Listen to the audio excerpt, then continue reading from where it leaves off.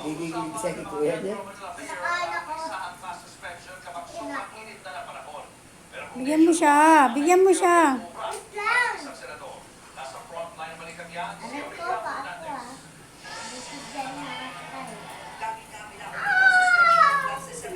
Sakit pa naman makapak niyan.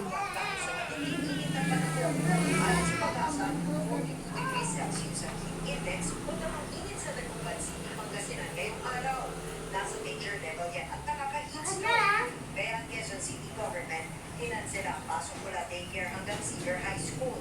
O aabot lamang sa 30 hanggang 40 estudyante kada klase dito sa Lucrecia Casilag Senior High School sa Quezon City.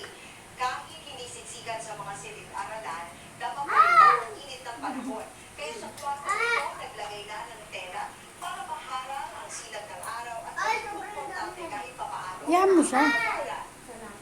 Salamat. Ang principal ng eskwela, Baka mabulo na mo.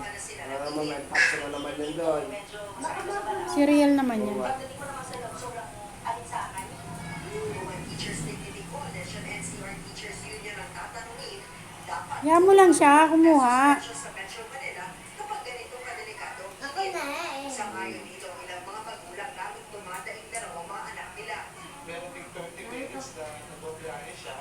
At Ayun na. Sasampa talaga siya. siya pumapasok doon sa Ayon din Metro Manila Council Right. President San Juan Mayor Francis Maligalig. kailangan pag-usapan ito ng mga LGU.